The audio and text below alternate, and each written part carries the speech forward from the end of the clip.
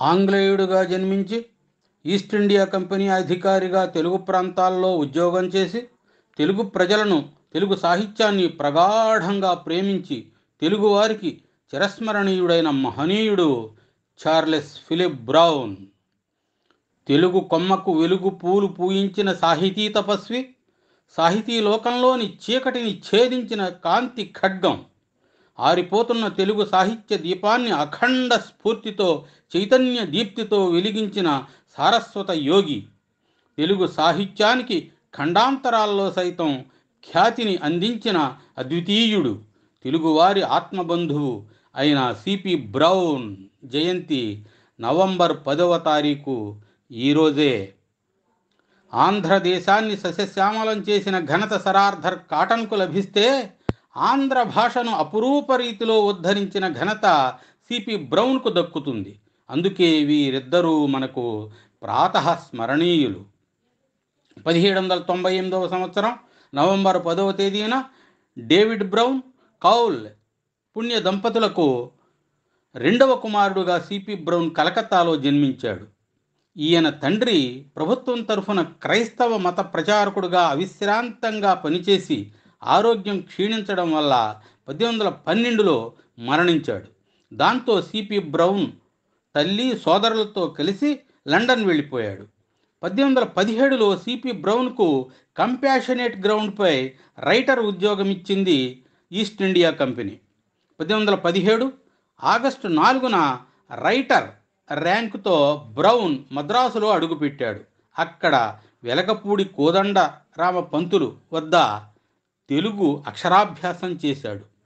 ఒఠ్యం పరబ్రహ్మశాస్త్రి ప్రోత్సాహంతో 16 నెలల్లో తెలుగులో మంచి ప్రావీణ్యం సంపాదించాడు బ్రౌన్.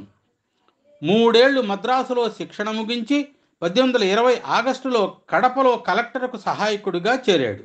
1822లో కడప నుండి మచిలీపట్నం జిల్లా కోర్టు రిజిస్ట్రార్గా బదిలీ అయ్యాడు బ్రౌన్. అక్కడే కొంతకాలం జిల్లా జడ్జిగా కూడా పనిచేశాడు. బ్రౌన్కు బందర్ అంటే చాలా ఇష్టం. అందుకే తన ఆత్మకథలో ఇలా వ్రాసుకున్నాడు: తెలుగుదేశానికి రాజధాని అయిన బందరులో నేను 3 సంవత్సరములు న్యాయాధిపతిగా వ్యవహరించాను. అక్కడే నేను సంస్కృతాంధ్ర గ్రంథముల వ్రాతప్రతులు చాలా సంపాదించాను. ఆ వ్రాతప్రతుల సంపాదన నాకొక పిచ్చిగా పరిణమించిందంటే అతిశయోక్తి కాదు. అక్కడ నేను ఒక దమ్మిడి నిలవ చేయలేదు. నా వద్ద ఎప్పుడూ 20 మంది బ్రాహ్మణులు, శూద్రులు వీటిని గురించి పనిచేసేవారు. వారికందరికీ జీతములు ఏర్పాటు చేశాను. ప్రాచీన కావ్యాలు కాగితాల మీద వ్రాయడము, సప్రమాణీకములైన పాఠములతో వారిని సంస్కరించడము, పదానుక్రమణికలు తయారు చేయడము, వ్యాఖ్యానాలు వ్రాయడము వారి పని అని బ్రౌన్ తన ఆత్మకథలో పేర్కొన్నాడు. కులము గలుగువారు, గోత్రంబు గలవారు, విద్య చేత విర్రవీగువారు, పసిడి గల్గువాని బానిస కొడుకులు, విశ్వదాభిరామ వినురవేమా. ఎంత గొప్ప కులగోత్రాలున్నా, ఎంత గొప్ప చదువులు చదివినా ధనవంతునికి దాసుళ్లే అని ధన ప్రాముఖ్యాన్ని తెలిపాడు వేమన. పాలసాగరం మున్న పవ్వళించిన స్వామి గొల్ల ఇండ్ల పాలు కోరనేలా, ఎదుటి వారి సొమ్ము ఎల్లవారికి తీపి, విశ్వదాభిరామ వినురవేమా. ఏకంగా పాల సముద్రంలోనే నివాసం ఉండే విష్ణువు కృష్ణావతారంలో యాదవుల ఇళ్లల్లో పాలు, పెరుగు, వెన్న, జున్ను దొంగిలించి తిన్నాడు. అంటే తనకు ఎంతున్నా ఎదుటివాడు సొమ్ముకు ఆశపడ్డం అనేది ఆ దేవుడికి కూడా తప్పలేదంటాడు వేమన. ఇలాంటి వందలాది వేమన పద్యాలు ఈ రోజున మనం చదువుకుంటున్నామంటే అది బ్రౌన్ మహాశయుని చలవే. బ్రౌన్ మచిలీపట్నంలో జిల్లా కోర్టు రిజిస్ట్రారుగా మరియు జిల్లా జడ్జిగా పనిచేస్తున్నప్పుడు అబే దుబాయ్ అనే ఫ్రెంచి మత బోధకుడు భారతదేశ ఆచార వ్యవహారాలపై రాసిన పుస్తకం బ్రౌన్ చేతికి చిక్కింది. అందులో తొలిసారి కడపకు చెందిన వేమన గురించి తెలుసుకున్నాడు బ్రౌన్. మిత్రుల ద్వారా, పరిచయస్తుల ద్వారా వివిధ ప్రాంతాల నుండి వేమన పద్యాలున్న తాళపత్ర ప్రతుల్ని సేకరించాడు. పండితుల సహాయంతో వాటిలో నిక్కమైన వాటిని ఏర్చి కూర్చాడు, రాతప్రతులు రాయించాడు. 1215 వేమన పద్యాలు సేకరించి ఆ పద్యాలను ఆంగ్లంలోకి అనువదించి 1929లో 2 సార్లు సొంత ఖర్చుతో ప్రచురించాడు. విశ్వదాభిరామ వినురవేమ అనే వేమన పద్య మొకటానికి listen O Vema, dear to the lord of all అని బ్రౌన్ ఆంగ్లీకరించాడు. బ్రౌన్ చేసిన వేమన శతకం అనువాదం వల్లనే తెలుగువారికి అంతర్జాతీయ ఖ్యాతి వచ్చింది. బ్రౌన్ వేమన పద్యాలకు పీఠిక వ్రాస్తూ ఈ శతకాన్ని మిల్టన్ ఆంగ్లంలో వ్రాసిన గొప్ప కావ్యమైన ప్యారడైజ్ లాస్ట్తో పోల్చాడు. వేమనకు విశేషమైన కీర్తిని తెచ్చిపెట్టాడు బ్రౌన్. వేమన్ను వెలుగులోకి తెచ్చి జాతికి అందించినవాడు సిపి బ్రౌన్. ఇప్పటికీ వేమనను గూర్చి బ్రౌన్ వ్రాసిన ఆంగ్ల పద్యాలు వ్యాఖ్యానమే ప్రామాణీకరణం కలిగి ఉన్నాయి. అందుకే రాళ్లపల్లి ఇలా అంటున్నాడు: అందందు కొన్ని అనావశ్యకమైన సవరణలున్నను చిన్నదైనను ఇప్పటికీ బ్రౌను దొర ముద్రణమే సర్వోత్తమమని చెప్పుటకు సిగ్గగుచున్నది. అతని ఔదార్యం పొగడుదము, కాని మన దారిద్ర్యమునకు సిగ్గుపడవలదా? ఇందరు తిండిదండుగా తెలుగువారుండి వేమన వంటి వాని విషయమై కూడా ఇంకను తెల్లదొరగారి తిరిపెమునకే ఒడిబట్టవలసినందుకు ఏడవవలదా అంటాడు రాళ్లపల్లి అనంతకృష్ణ శర్మ. జన్మతః ఆంగ్లేయుడైన తెలుగు భాషపై ప్రేమతో తన జీవితాన్ని తెలుగు భాషా వికాసం కోసం అంకితం చేశాడు సిపి బ్రౌన్. తెలుగు నేర్చుకోదలసిన పాశ్చాత్యుల కోసం బ్రౌన్ దొర ఇంగ్లీషు తెలుగు నిఘంటువు, తెలుగు ఇంగ్లీషు నిఘంటువు, వ్యాకరణం, వాచకాలు వ్రాశాడు. బ్రౌన్ తయారు చేసిన మిశ్రమ భాషా నిఘంటువు అప్పటికీ ఇప్పటికీ ఓ క్లాసిక్. తర్వాత ఈ నిఘంటువు అందరికీ ఎంతో ఉపయోగపడ్డాయి. ఈ నిఘంటువులన్నీ తెలుగు సాహిత్యం గూర్చి పలు వ్యాసాలు, రాజుల యుద్ధం అను అనంతపురం చరిత్ర, విక్రమార్కుని కథలు, పంచతంత్ర కథలు, తాతాచారి కథలు, ఇలా ఎన్నెన్నో గ్రంథాలు రచించాడు C P Brown. In 1825 I found Telugu dead అని అన్న Brown in 30 years I raised it to life అనగలిగాడు. అంటే 1825 నాటికి తెలుగు సాహిత్యం మరణశయ్యపై ఉంది. అయితే 30 ఏళ్లలో దానిని తిరిగి బ్రతికించగలిగాను అని బ్రౌన్ మహాశయుని మాటలకు అర్థం. దీని వెనుక బ్రౌన్ కృషి ఎంతో ఊహించవచ్చు. బ్రౌన్ తెలుగు సాహిత్య అధ్యయనానికి, సముద్ధరణకు చేసిన కృషిని పరిశీలిద్దాం.